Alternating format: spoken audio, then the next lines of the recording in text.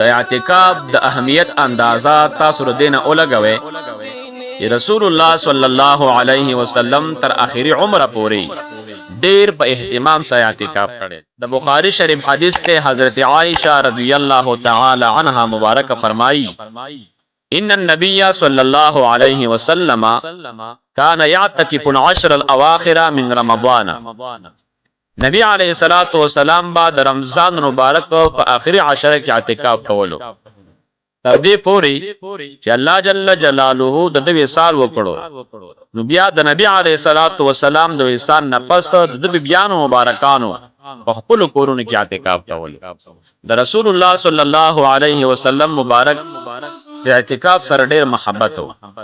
حضرت ابو هريره رضی الله تعالی عنه مبارک فرمایي كان النبي صلى الله عليه وسلم يعتكف في كل رمضان 10 أيام فلما كان العام الذي قبض فيه اعتكف 20 يوما.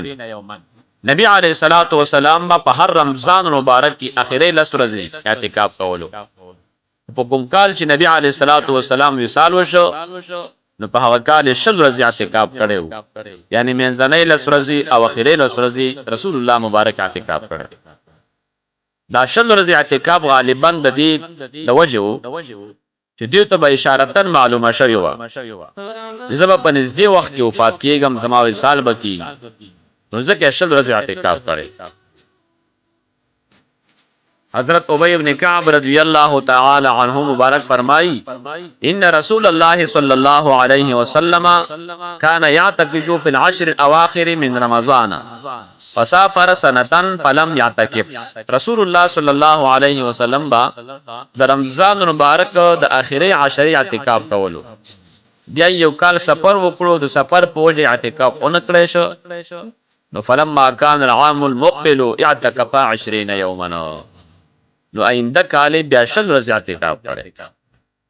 حضرت عبداللہ ابن عباس رضی اللہ تعالی عنہما مبارک فرمائی من اعتکف یوما ابتغاء وجه اللہ تعالی جعل اللہ بینه وبین النار 3 خنادق ابعد ما بین الخافقین.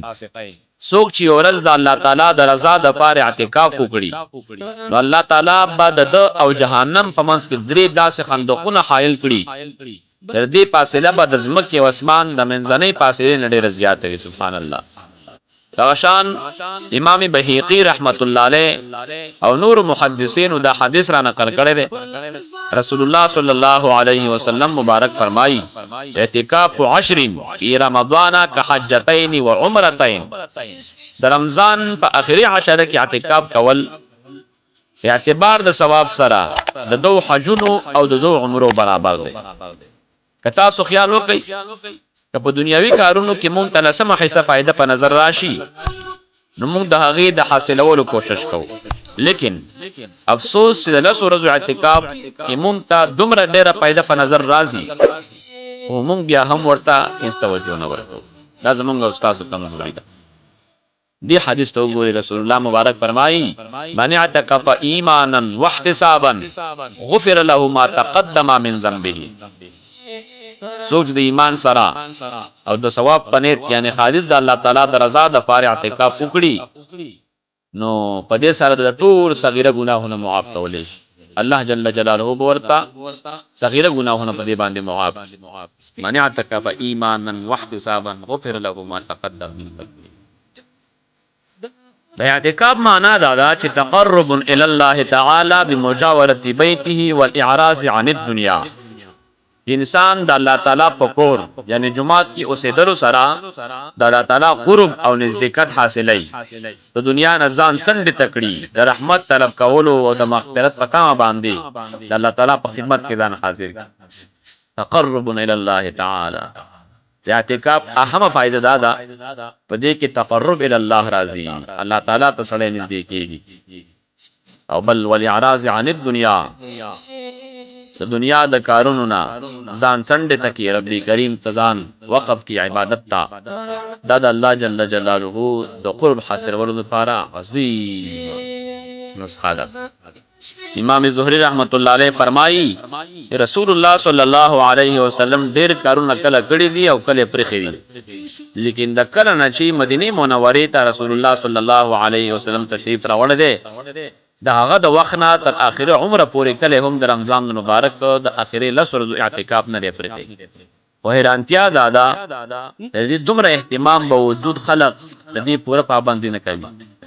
رسول الله صلی الله علیه وسلم مبارک همیشه د پاره رمضان مبارک کې هغه لس ورځې اعتکاف د مبارک کړي او دا د امت لپاره زمونږ لپاره د تعلیم دی چې کوم سړی دا غواړي چې الله تعالی ته نږدې شم او د الله تعالی رضا عموما دا په دغه اعتکاف کې موندل کیږي چې خالص د الله تعالی عبادت کې او د قران عظیم شان تلاوت کوي او دغه رنګ نوافل کې تهجد کوي الله تعالی عبادت لپاره ځان وقف کړی وي یقینا په دې باندې الله جل جلاله ډېر زیات راضي کی الله جل جلاله په دې باندې ډېر زیات تعالیږي کوم سړی عبادت ته ځان وقف کوي او ټول دنیا فریږي دنیا خلق فریږي ټوليات فریږي ګناهونه فریږي او خالص د الله تعالی عبادت کوي په دې باندې الله جل جلاله ډېر زیات راضي کی او بل د ګناهونو د محو کولو د پاره عظیمه ذریعہ ده